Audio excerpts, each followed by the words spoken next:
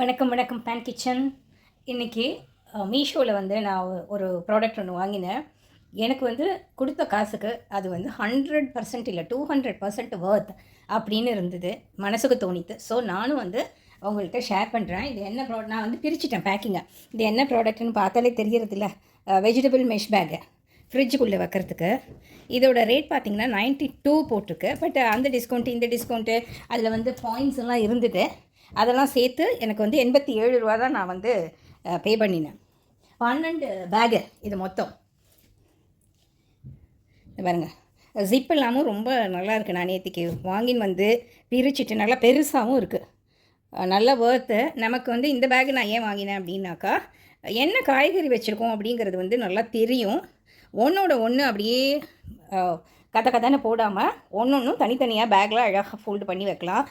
இதில் காய்கறியை போட்டுட்டு ஒரு பேப்பர் போட்டுருங்க அதில். ஏன்னா மாய்ஸ்சர் இருந்ததுன்னா அந்த பேப்பர் அதை எடுத்துக்கும். நான் அப்படி தான் பண்ணுறேன். இதில் வந்து காய்கறியை ஃபில் பண்ணிவிட்டு ஒரு பேப்பரை வந்து சைடில் போட்டுருங்க. இது வந்து லேபிள்லாம் ஒட்டணுங்கிறது கிடையாது. ஏன்னா இதை பார்த்தாலே நமக்கு தெரியுது மெஷ் பேக் தானே அப்படின்னு. நம்ம மேக்ஸிமம் எவ்வளோ நாள் யூஸ் பண்ண போகிறோம்? ஒரு வாரம் தான் வச்சுப்போம் எந்த காய்கறியாக இருந்தாலும். அப்பப்போ வாங்கி காய்கறி வாங்கி சமைக்கிறது பெட்டர். பட் ஒர்க்கிங் உமன்னா நம்ம டெய்லி போக முடியாது. பெரிய பெரிய மார்க்கெட்டுக்கு போய் வாங்குகிறோம் அப்படின்னாக்கா வாரத்தில் 2 நாள் போயிட்டு இந்த மாதிரி அழகாக ஸ்டோர் பண்ணி ஜம்முன்னு வச்சுக்கலாங்க. இதில் மொத்தம் எத்தனை இருக்குது அப்படின்னு கேட்டோம்னாக்கா 12 இருக்குது.